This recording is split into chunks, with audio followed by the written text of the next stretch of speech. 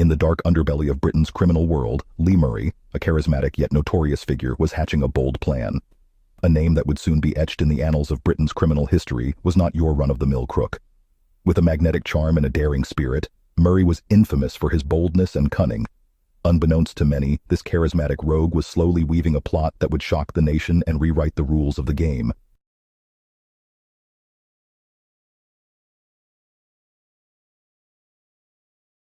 The Securities Cash Depot in Tunbridge, an imposing fortress safeguarding hundreds of millions in sterling banknotes. This was no ordinary piggy bank. The Securities Depot, a veritable Fort Knox, was heavily fortified, its walls echoing the clinking of countless coins and the rustling of countless notes. It was a treasure trove that would tempt even the most cautious of criminals.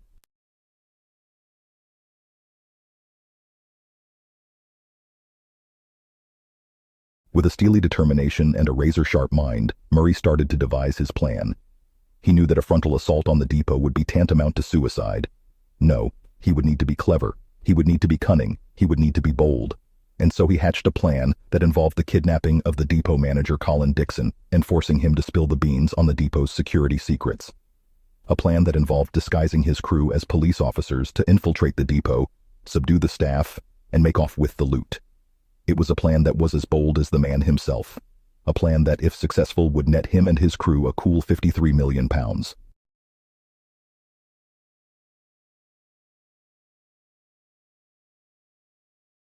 Under the cloak of darkness, the first act of this daring plot unfolded with an innocent man at its center. A chill ran through the night air as Colin Dixon, the unsuspecting depot manager, found himself caught in the intricate web spun by Lee Murray and his crew. Unbeknownst to him, he was the key to a treasure trove, a vault teeming with sterling banknotes, ripe for the picking. His ordinary day was about to take a dramatic turn, one that would etch his name in Britain's crime history. His journey home from work was interrupted by a pair of seemingly genuine police officers. The blue lights flashed, the sirens blared.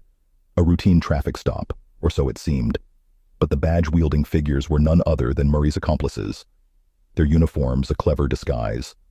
Dixon was no longer a free man, he was a captive, a pawn in Murray's bold game.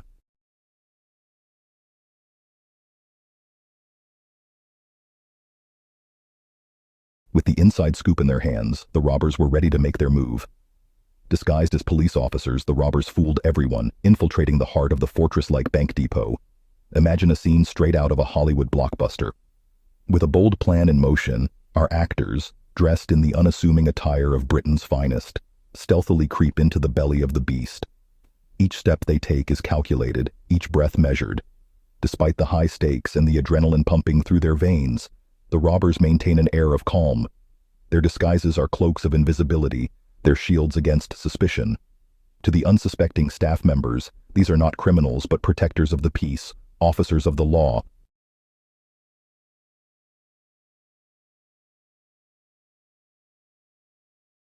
Now the real task begins. The robbers are in the heart of the depot, surrounded by a sea of cash. It's a sight that would make even the most hardened criminal's heart race. They've hit the jackpot, but time is of the essence. They begin to fill their bags, their movements swift and precise. It's a well-oiled machine at work, the product of meticulous planning and ironclad resolve. The scale of the operation is staggering. They managed to pilfer an astonishing £53 million, a record-breaking haul. Yet, even this mind-boggling sum is but a fraction of the wealth that surrounds them. Due to a lack of time and space, they're forced to leave behind a whopping £154 million.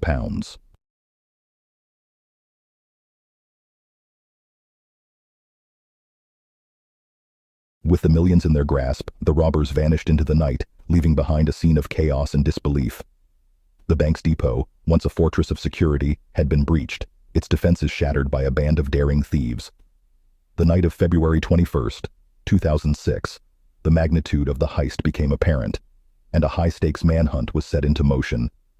The brazen theft had shocked the nation and left law enforcement scrambling in its wake. The investigation was a colossal task, with the criminals having seemingly vanished into thin air, leaving behind an empty vault and a bewildered nation in their wake. The police had one goal: to bring the bold thieves to justice.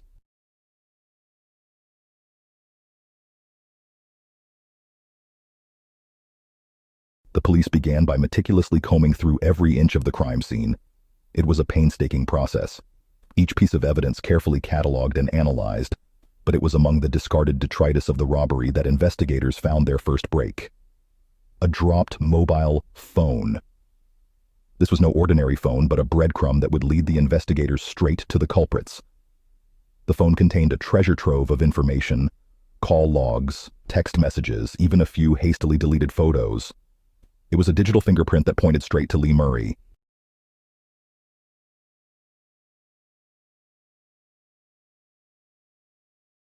It was a game of cat and mouse with Murray, always seemingly one step ahead. But as anyone who's ever played the game knows, the mouse eventually runs out of places to hide. And that's exactly what happened to Murray. With the evidence mounting, it was only a matter of time before the police got their man. And when they did, it was a moment of triumph tinged with disbelief. The charismatic mastermind, the bold leader of the biggest robbery in British history, was finally in custody. But even as Murray was led away in handcuffs, questions remained. Where was the missing money?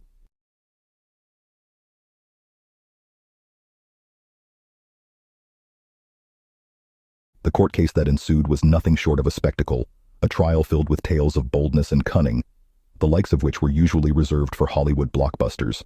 At the heart of it all, our charismatic ringleader Lee was handed down a 25-year sentence. His downfall, a simple mobile phone left inadvertently at the scene of the crime. It was this crucial piece of evidence that led the investigators right to Murray's door, marking the beginning of his end.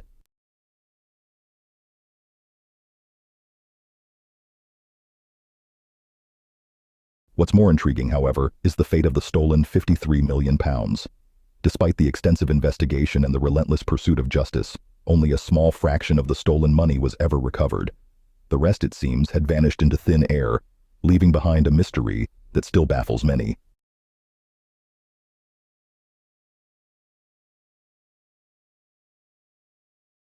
The heist, bold as it was, brought to light the glaring vulnerabilities in cash handling security.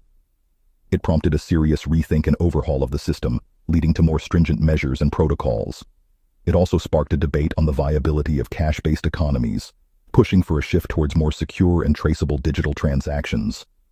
But the impact of the heist was not just limited to the financial world. It struck a chord with the entire nation, exposing the boldness of crime and the lengths to which some are willing to go for a quick fortune. It was a stark reminder of the constant battle between law enforcement and those who choose to operate outside its boundaries.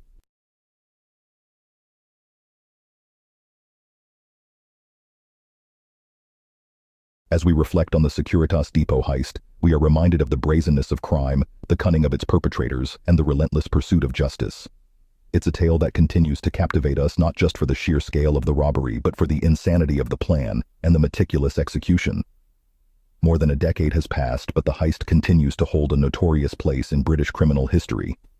The heist, the largest cash robbery ever on British soil, still leaves many in awe. Murray's orchestration of such a complex operation with a level of planning and execution that rivaled a military operation was nothing short of breathtaking. Yet the lingering mystery remains. Where did the bulk of the millions go? Despite a diligent investigation, only a fraction of the stolen fortune was ever recovered. The missing millions continued to fuel speculation and countless theories. Did the unrecovered money find its way to the pockets of other criminals, or is it buried somewhere waiting to be discovered?